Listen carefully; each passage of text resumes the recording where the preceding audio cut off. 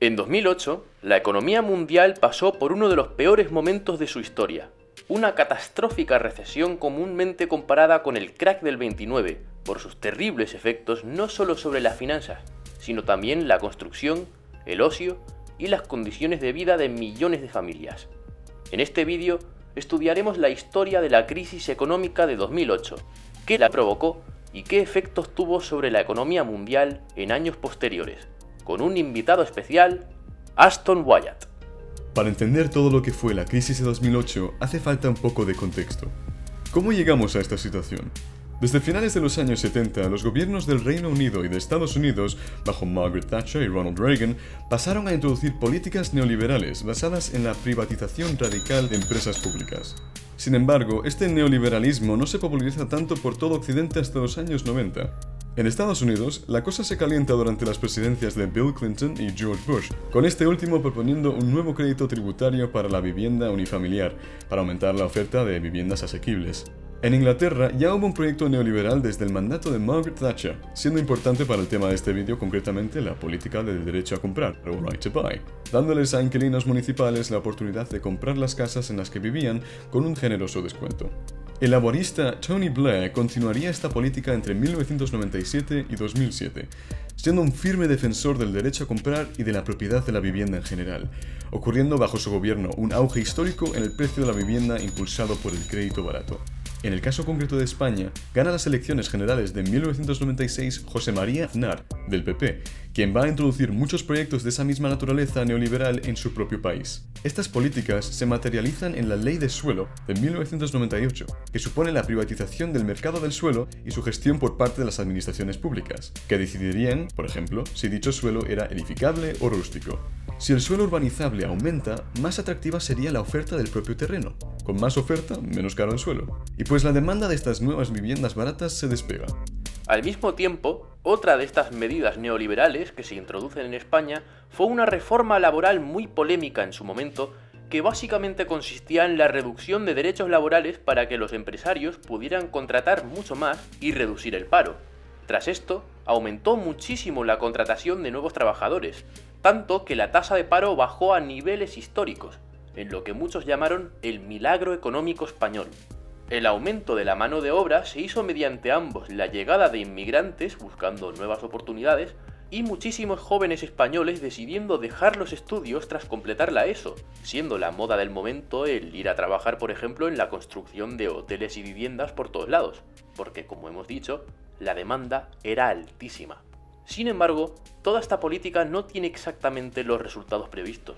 Cuando estaba toda la gente queriendo comprar casas, subió el precio a tope y el suelo urbanizable, como se tasa en valor del precio de la vivienda, también se volvió más caro. Con la subida del precio del suelo, ya a partir de la salida de Aznar y la llegada al poder de José Luis Rodríguez Zapatero en 2004, se desata la burbuja. España construía más que Alemania, Francia e Italia juntas, y el precio de la vivienda solo iba subiendo y subiendo, mientras que los sueldos de los trabajadores, que ya eran bastante bajos, se quedaban quietitos. Entonces, ¿por qué seguía la gente comprando y comprando cuando evidentemente subía el precio? Dos palabras: el banco, que se vio enormemente beneficiado por todo el crecimiento económico, haciendo préstamo tras préstamo, concediendo créditos sin ningún tipo de control a cambio del pago de interés que había que pagar a lo largo de muchos años. Esto pues tendría la mala consecuencia de mucha gente pobre viviendo literalmente como ricos. Todo a base de préstamos, tanto para familias como para las administraciones públicas y las grandes empresas.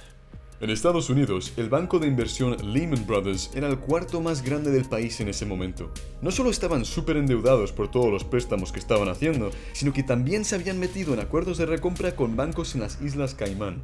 Lehman Brothers les vendía activos tóxicos a esos bancos más pequeños bajo el acuerdo de volver a comprarlos más adelante. Pero lo raro de todo esto fue que no marcaron esos valores como créditos, sino como ventas, para hacer que su negocio pareciera miles de millones de dólares más saludable de lo que realmente era, para defraudar a los inversores y al público. Pero luego llegó la deuda. En 2007, justo antes de la crisis, todas las familias, empresas y administraciones públicas de las que hablamos antes estaban seriamente endeudadas. A su vez, los pequeños bancos locales y cajas de ahorros tenían que devolver mucho dinero a los grandes bancos internacionales. Los prestamistas de alto riesgo se quedaron atrapados con préstamos incobrables y muchos de ellos se habían declarado en quiebra. Y en 2008 todo se fue por la borda. Muchos bancos de inversión, viendo la locura que han causado, dejan de comprar hipotecas a los prestamistas y las aseguradoras se encuentran frente a pagos imposibles.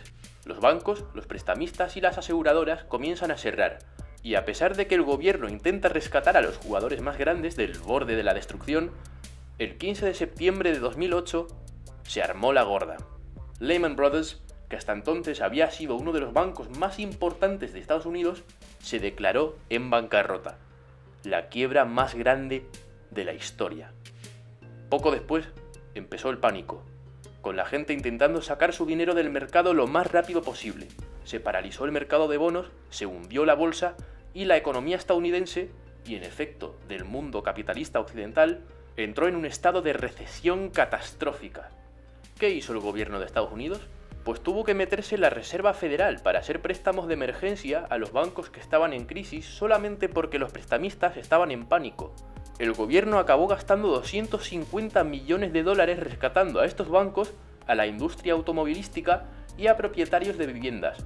Pero muchas compañías que sobrevivían a base de préstamos simplemente no pudieron más. Definitivamente es el fin de lo que había sido un periodo de bonanza económica. Los efectos de la crisis se extendieron por casi todo el mundo, siendo España uno de los países europeos peor afectados.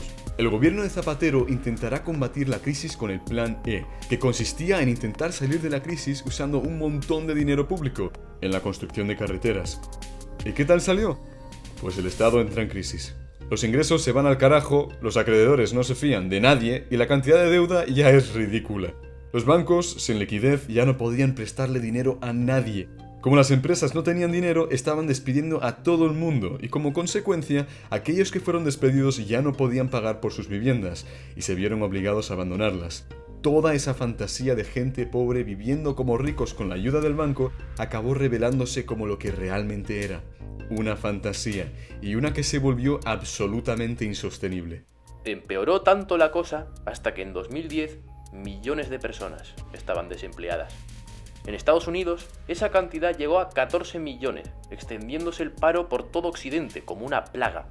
Lo peor de todo, los grandes banqueros siguieron como si nada, cobrando más y más dinero, siendo un importante factor en el descontento y la rabia que sentía mucha gente en la década de 2010.